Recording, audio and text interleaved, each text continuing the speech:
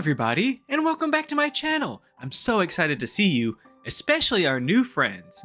I'm talking to you, Jeremy. I hope at least one person named Jeremy watches this video. Hi everybody, my name's King Noosme. I asked you guys which episode of the Haunting Hour I should make a video on, and you guys finally voted for Uncle Howee. It's been on 2 previous polls and sadly lost both of those, and then the Uncle Howee fans were mad and pissed at me like I'm the one that controls the polls. But luckily this time it had a pretty insane comeback and actually beat out the Weeping Woman and got first place. So let's give a round of applause to Uncle Howee. He deserves it. I know I say this about literally every episode of the Haunting Hour, but Uncle Howee is legit the most requested episode of the Haunting Hour I get. I think the first ever request I got was all the way in the very first Haunting Hour video for Uncle Howee. It's one of the most popular and memorable episodes thanks to Tom Kenny's amazing performance. And the episode is actually so good that it won a couple of Leo awards, but we'll talk about that here in a little bit. For those of you guys that don't know what the Haunting Hour is a children's anthology horror show that aired on a now defunct channel called The Hub. The Hub aired some pretty popular TV shows, including Transformers Prime, My Little Pony. It even aired the old Batman show and Fraggle Rock. But the Haunting Hour was made by R.L. Stine, who's most famous for his series of books called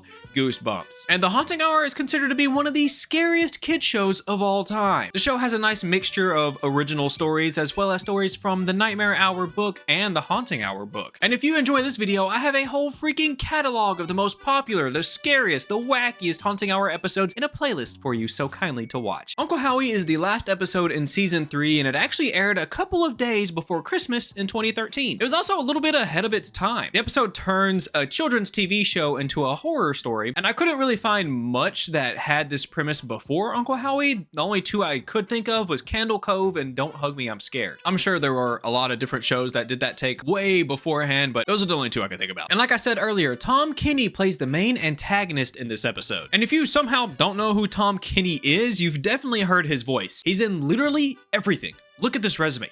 Holy shit, there's so much stuff. Some of the most popular characters he's voiced is the mayor of Townsville in Powerpuff Girls, the Ice King in Adventure Time, and of course, SpongeBob SquarePants. He was also Wheelie in the Transformers movies, that annoying little shit. Sadly, this is his only role in the Haunting Hour, but he definitely left his mark. But I'll talk more about details after we finish the episode, so let's quit yapping and get into it. We start this episode with a catchy little tune as we meet the infamous Uncle Howee. How we doing? How we doing? Watching this brain rot of a TV show is Cynthia, and she's really getting into it. Wowie zowie! Cynthia is played by Gina Skoji, and she was actually in another Haunting Hour episode called Arg V. And despite it sounding very piratey, it has nothing to do with pirates. It's actually about an RV that comes to life. And Gina plays a dead girl that died in the RV. She also won a Young Artist Award for this episode. So go Gina. While Cynthia is enjoying her favorite TV show, an unamused boy named Jared comes in, and he is upset because he can't go hang out with his friends because he has to babysit his little sister, or as he calls her, My little blister. why do you call her that? Because she's annoying like a blister. I could have figured that out, yeah. And you might recognize Jared from the previous video I've made on the Haunting Hour, because he's the annoying brother Scott that gets his head turned into a pumpkin in Pumpkinheads. He also plays the little boy Sam in Alien vs. Predator Requiem. He was also the first kid to die by a chest burster in that movie series. And his death was so brutal that it actually led to the movie having some controversy for them killing off a kid in such a brutal way. Anyways, we learn that Jared is babysitting his sister because their mom is working the night shift at the hospital. But all of Jared's friends are going to see a movie and he really wants to go. So he devises a plan to sneak out. Back inside the living room, we learn that Uncle Howee is farming parasocial relationships with children. Uncle Howie's my friend. I would never do anything like that with you guys because I love you guys, especially you. Yeah, you. I love you the most. And Jared keeps trying to remind his sister that she doesn't actually know Uncle Howee, so she's not actually his friend. Cynthia, for the 247th time, Uncle Howie's not your friend. Dang, he told her that many times? And he's counting each time he tells her? I don't know who's more weird in this situation. Jared is getting a little tired that his little sister is ignoring him because he's trying to tell her how terrible of a show her favorite TV show is. So to gain her attention, he turns off the TV, which Uncle Howee himself doesn't seem to appreciate. Kinda looks concerned for a second before he turns the TV off. Jared tries to get his sister to do something else besides sit in front of the TV, but she's a persistent little girl and she just wants to watch Uncle Howee. So Jared just throws the remote on the couch and then she immediately just watches Uncle Howee again, where he talks about how much he missed Cynthia because he is her friend. And it's revealed that the show maybe isn't so parasocial after all. Because we're your friends. Isn't that right, Cynthia? Okay, where are the cameras? Uncle Howee has tapped the house. Is it up here?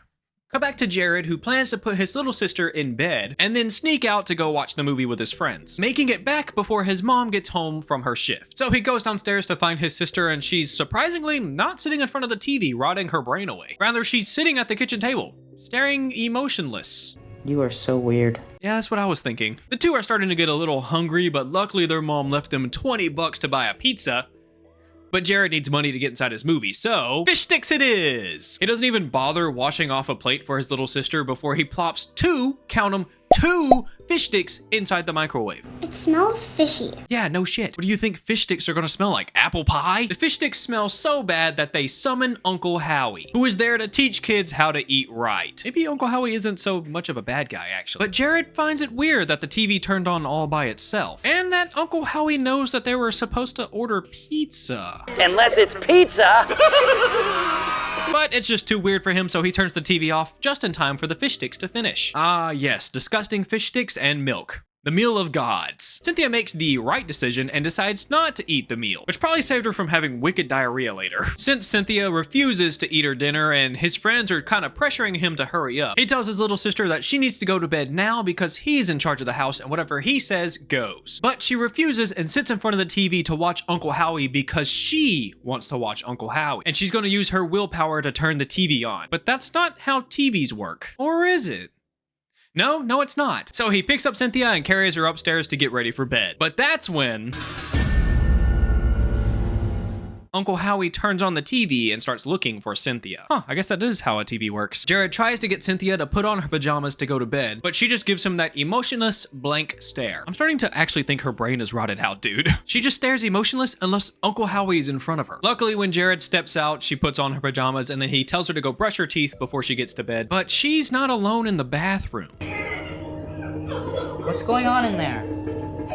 Is he in the bathroom with her? Uncle Howee, more like Uncle Diddy. Cynthia steps out of the bathroom and Jared tells her to go to bed because Rules is rules. great grammar, Jared. But Cynthia tries to warn Jared that he is here and he is very upset. But of course, Jared thinks that she's just trying to scare him, so he brushes this off and pushes her to bed. And before Jared could walk out, she tells him, He's gonna get you. and then she fakes like she's sleeping, but she actually has this devilish smile on her face. Yeah, that's not creepy at all. And as Jared is getting ready to leave, the TV turns on its own. And it starts playing that same catchy tune we heard at the beginning of the episode. Jared goes into the living room to try and turn the TV off, but that's when Uncle Howee starts talking to Jared specifically. This freaks Jared out so much that he understandably turns off the TV and unplugs the TV. And this is when he gets a call from who he assumes is his friend, but it's actually Uncle Howee. Just then, Uncle Howee's piano passes behind him in the hallway, and Uncle Howie's bunny friend Loomis is bouncing all around the kitchen, where he accidentally leaves his carrot behind. Get your hands off my carrot, miss! Somehow, Uncle Howee has found his way inside the house, and he creepily sings his theme song once again, but this time it's live. Hey, Jared is lucky. I'm sure thousands of kids would have paid at least $100 to see that. Jared starts asking really dumb questions like, how did you get in my house? Pfft, idiot. And the rabbit Loomis calls Jared out on being a bad big brother and just a bad person in general. And I'm starting to get the sense that Loomis doesn't really like Jared. You little blister! Damn. At least Uncle Howie's nicer. Jared doesn't mean to be a hateful, vicious bully all the time. Never mind, Uncle Howie's pretty brutal too. No joke, I thought he was gonna say hateful, vicious bitch when I first watched this episode, but then I remembered it's a kid's show. Jared is super freaked out by this, so he decides he's gonna call the cops. But checkmate, bitch. They're the cops. Hello, police department. Uncle Howee offers up a game to Jared. It's a very simple game called Find your sister before mom gets home and ground you for the rest of your life. Was that the title or the instructions? Uncle Howee gives Jared 1 minute to find his little sister, and he wastes no time in starting the clock. Luckily, Cynthia gives Jared multiple clues to find her, which takes him upstairs to her room, but she's not there. So he checks his own room and he finds somebody hiding under the sheets. So he rips them off to find Time's a running! Uncle Howee. Cynthia kind of taunts Jared a little bit because it sounds like her voice is coming from literally all around him and he cannot find her. And after he doesn't find her upstairs, he decides to try looking downstairs. Sadly, the time is up and Jared did not find his little sister. And Uncle Howee rubs this in by giving us a pretty catchy tune. Time's up!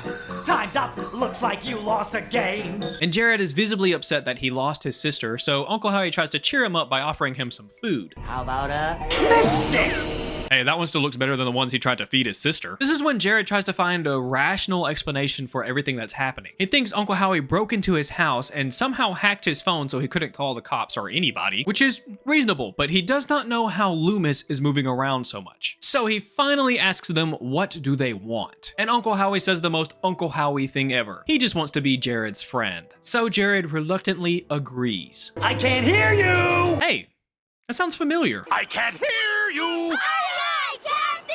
So Jared agrees to be his friend and they shake on it. Literally shake their bodies. God, this rabbit's gonna get whiplash. Calm down, man. Then we cut to their mom who's coming home after her long shift. And Cynthia is still watching Uncle Howee in the living room. And their mom can't seem to find Jared anywhere. And as she's looking for the remote to finally turn the TV down, this thing has been blasting throughout the whole episode, Uncle Howee decides to introduce us to his new friend. Jared!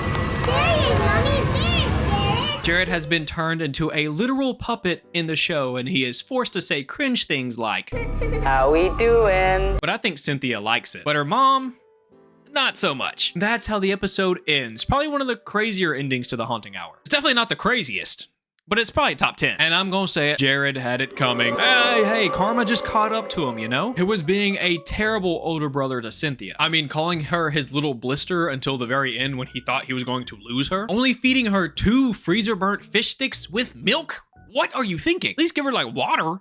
Something normal. And also, the kicker is trying to force her to go to bed early so he can sneak out to go see a movie with his friends. And stealing the $20 for the pizza. Yeah, he was gonna leave his toddler sister alone in the house for hours by herself. Yeah, he needed to learn some kind of lesson. Wow, Liam James is going 2 for 2 as a terrible brother in a Haunting Hour episode. But I will say his fate was pretty brutal. I think Uncle Howee scared him enough of making him think he was gonna lose his sister. But being turned into a puppet for a kid's show is probably the worst fate.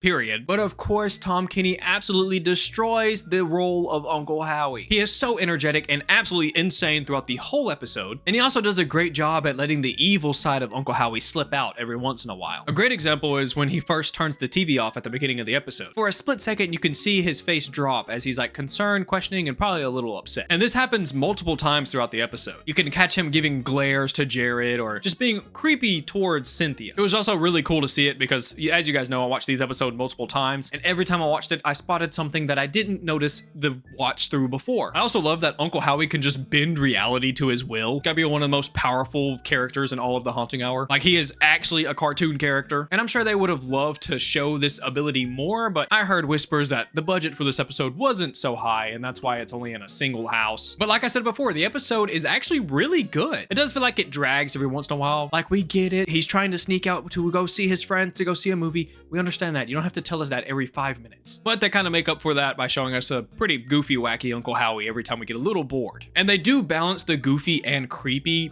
masterfully in this episode. And it starts right at the beginning of the episode too. You think Cynthia's just watching an innocent little kid's show. That is until Uncle Howee calls her out by name. That immediately lets you know that something's not right, and it's genius. And I do have a theory about this episode. I don't think Uncle Howee was in Jared's house. Rather, he brought Jared into his TV show and forced him to play a game of hide and seek he knew he wouldn't win for all his viewers to see. I think this because Jared could hear Cynthia all around him in the house, but he couldn't find her anywhere. And she was giggling the whole time, kind of like she was taunting her brother. And I think this because we know that she shows absolutely no emotion unless she's watching the TV show. So her constant giggling is probably a good sign that this is true. But I don't know, it's just a theory.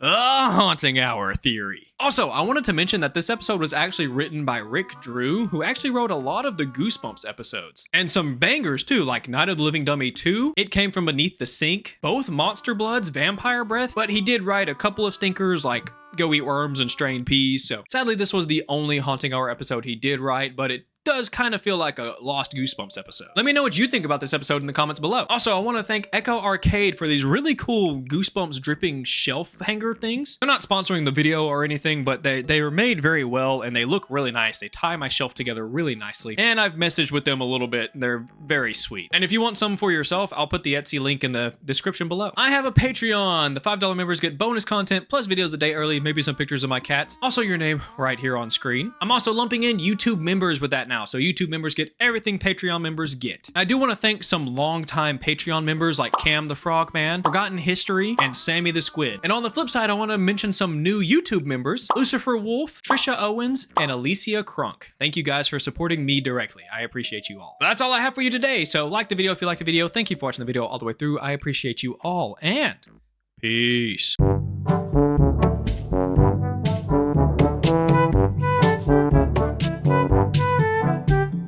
Side note, you guys like my haunted mask pop? I got it. I finally found it. It was in all my stuff. Bought it before I moved and then got shoved in a box and I couldn't find it.